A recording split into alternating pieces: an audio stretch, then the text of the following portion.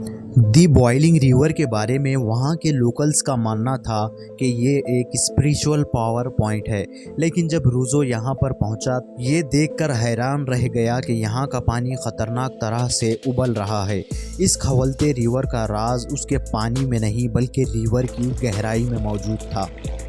दोस्तों, नेचर जितना ज़्यादा खूबसूरत और अट्रैक्टिव नज़र आता है उतना ही ज़्यादा मिस्टीरियस भी है, जिसमें बहुत सारी ऐसी चीज़ें हैं जिन पर रिसर्च हो रही है। कई मिस्ट्रीज ऐसी हैं जिनसे पर्दा उठ चुका है और कुछ ऐसी हैं जो अभी तक रिसर्चर्स और साइंस के सामने एक मुअम्मा बनी हुई हैं। उन्हीं में से एक है अमेज़न रेन फॉरेस्ट। ये रेन फॉरेस्ट जितना ज़्यादा बड़ा है उतने ही राज उसमें छुपे हुए हैं। ये जंगल कितना बड़ा है इसका अंदाज़ा आप इस बात से लगा सकते हैं कि इंडिया जैसी 2 कंट्रीज़ या फिर पाकिस्तान जैसी 8 कंट्रीज़ इसमें फिट आ सकती हैं।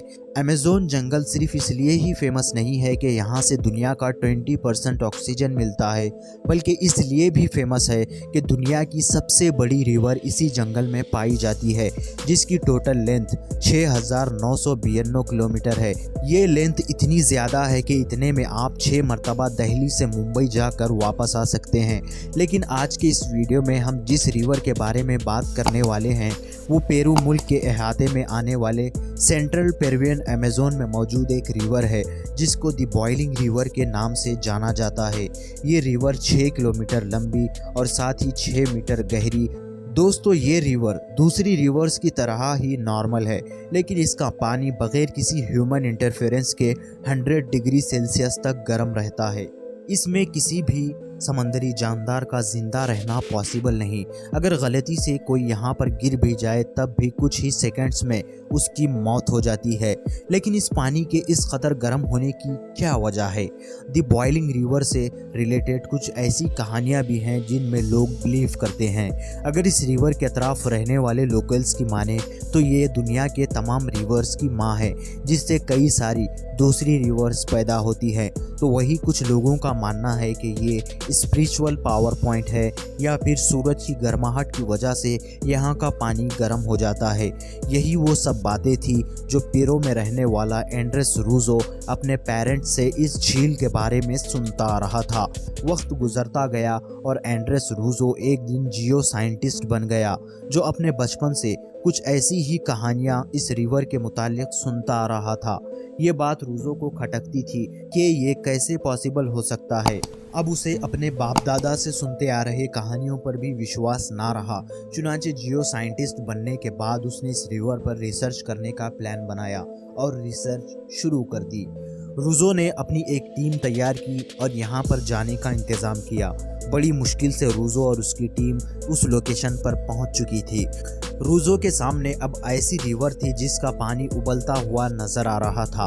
रूजो ये देखकर काफ़ी सरप्राइज्ड हुआ। सबसे पहले उन लोगों को ये डाउट आया कि शायद यहाँ से करीब में कोई एक्टिव वोल्केनो मौजूद है, जिसकी वजह से ये सब कुछ हो रहा है, क्योंकि स्टडीज़ ये बताती हैं कि जिस भी नदी या झील के पास वोल्केनो होता है उस नदी या झील में उसके असरात नज़र आते हैं।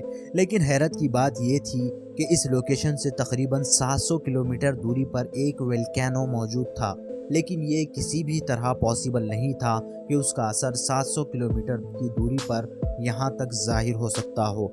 एंड्रेस रूजो और उसकी टीम ने उस पानी के सैंपल को लेकर लैब टेस्टिंग के लिए भेजा, लेकिन उससे भी कुछ ज़्यादा फ़ायदा हासिल नहीं हुआ।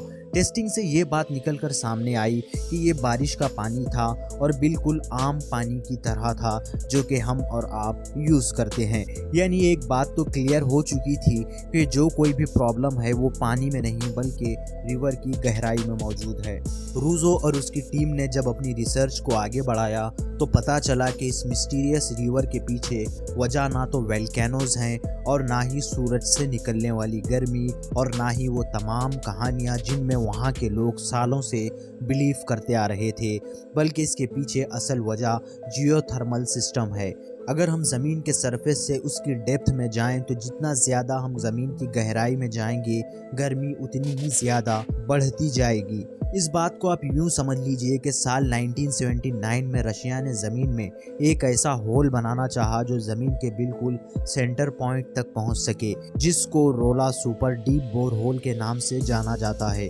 दोस्तों 9 साल तक कंटिन्यूसली ड्रिल करके 40,230 फीट डीप बोर होल बना लिया गया, लेकिन जब उससे ज़्यादा ड्रिल करने की कोशिश की गई तो ज़मीन की 40,000 फीट गहराई में पहुंचकर ड्रिलिंग इक्विपमेंट्स ने इसलिए साथ देना छोड़ दिया क्योंकि ज़मीन की गहराई की उस डेप्थ में पहुंचकर वहां का टेम्परेचर 180 डिग्री सेल्सियस तक पहुंच चुका था।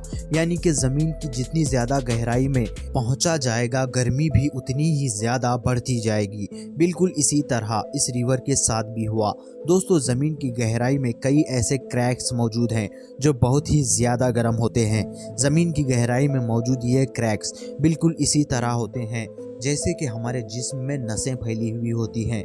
दोस्तों ये क्रैक्स कभी भी ज़मीन के सरफेस तक नहीं पहुंचती, लेकिन अमेज़न जंगल में पाई जाने वाली बॉइलिंग रिवर दुनिया की इकलौती ऐसी रिवर है जहां पर ये क्रैक इस पर्टिकुलर रिवर से मिलती है, जिसकी वजह से रिवर की तह बेहद गर्म हो जाती है और फिर यही रिवर की तह इस रिवर के पानी को उबाल देती है।